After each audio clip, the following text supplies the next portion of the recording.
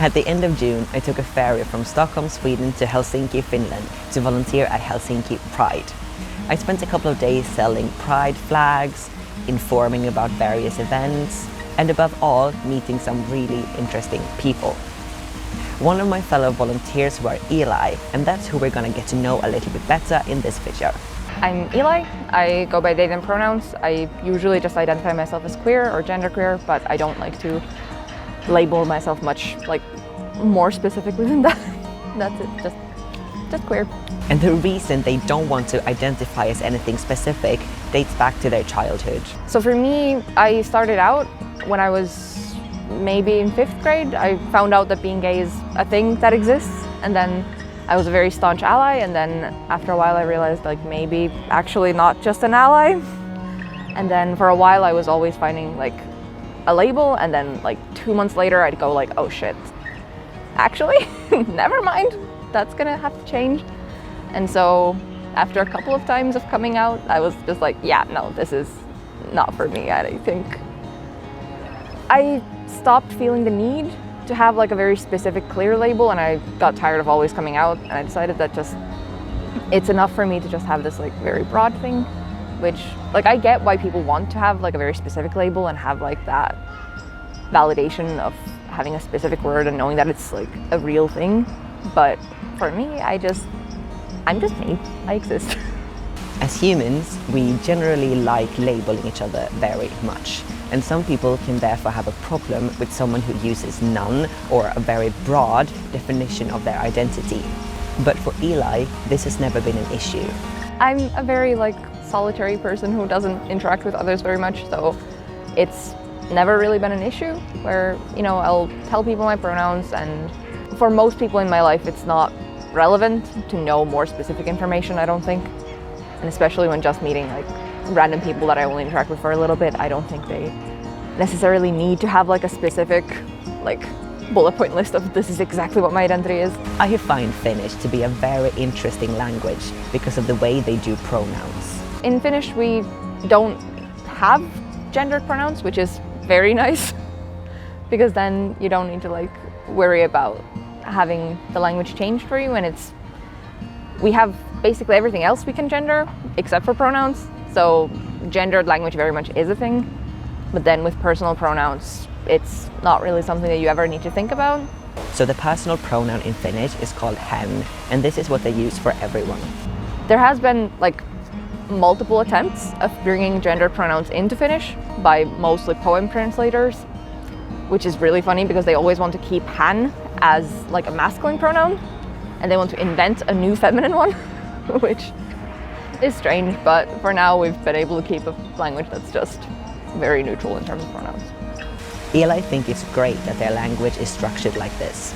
I think having gender neutral pronouns as the norm in language is going to beneficial for everyone, because it means that there are some situations where possible discrimination, because we like to say that we're a very equal country where we don't have misogyny and we treat everyone the same regardless of gender, but in reality that doesn't always follow through.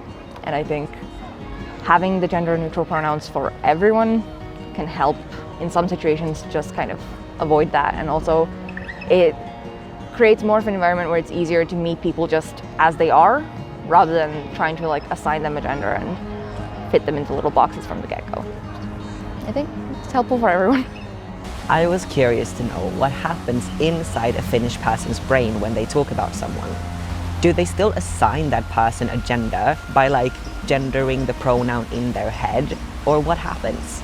People don't necessarily think of a gendered pronoun immediately, and that's something that when you have beginner English speakers will very often completely mix up the pronouns. It's a complete free-for-all, but people definitely do assign gender to others, and it's apparent in other forms of language of, people get called a young lady or a woman, and then we have for jobs, we have the same waitress and waiter as in other language. So people definitely assign gender, but it's slightly less prominent.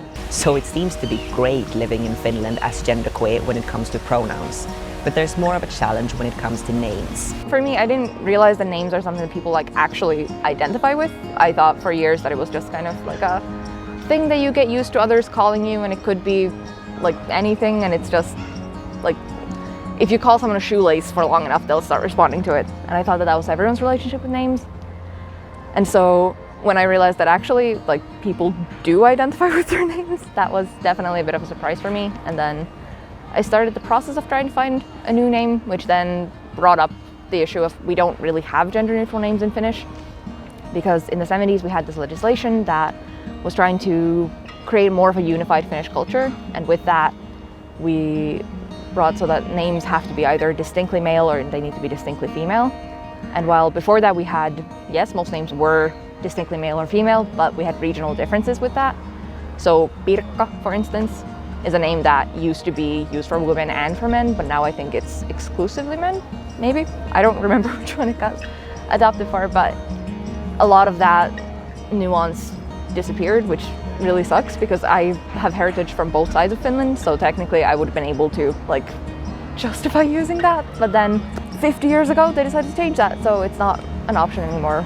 And then there's the issue of like there aren't Finnish names that are gender neutral, but then I would want my name to reflect both on my like cultural and my gender identity, and it's kind of a pick one or the other, and you can't really have both.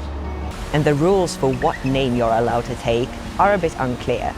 It's officially a bit wishy-washy, where like there's a naming committee that you can give your name to, and then they'll say if you can have it or not, but there's a certain number of people who need to have that specific name of the same gender, and then you can have it. And then there are a lot of like newer names, nature related for instance, and those usually aren't as distinctly gendered, and those are much easier to get. But if it's something that's like very settled and traditional, as say like Matti is usually like a very manly name, having that if you're not a man and you're not legally registered as a man is going to be very difficult.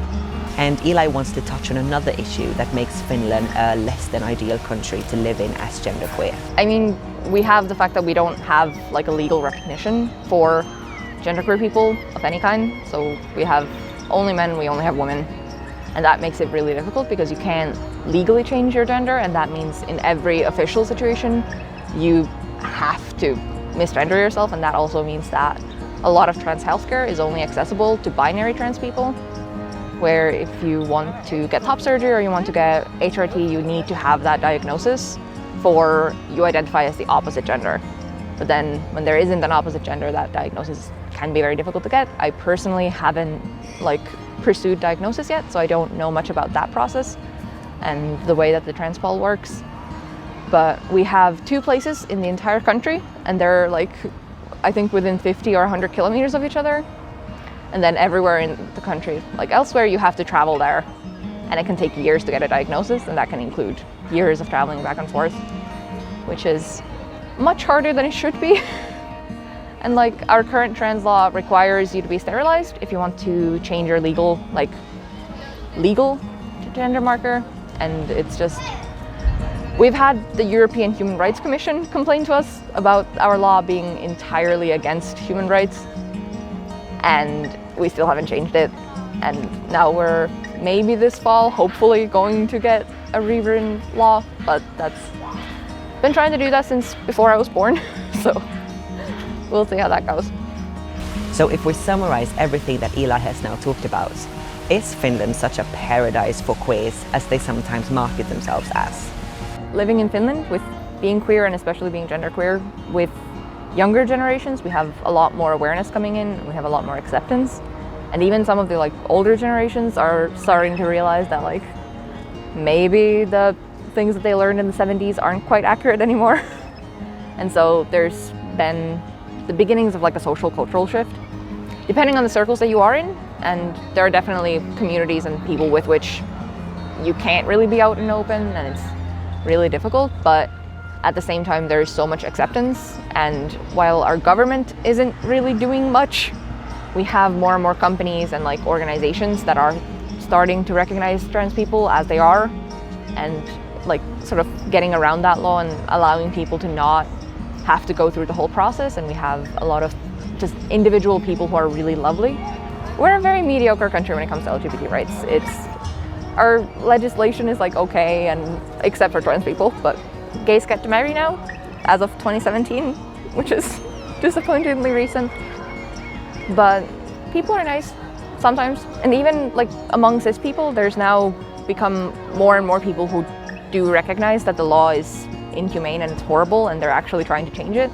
Whereas for a really long time there was this sort of, it's very easy to ignore something like that when it's not a part of your own life, and when you can just kind of like go like, oh, you know, that's sad, and then just kind of move on with your life. But nowadays we do have more and more cis people actually caring, and hopefully that'll then bring on more change. And the sort of very traditional ideas, more and more people know why they're wrong. There's the possibility of change, and it's nice to look forward to a hopefully better future.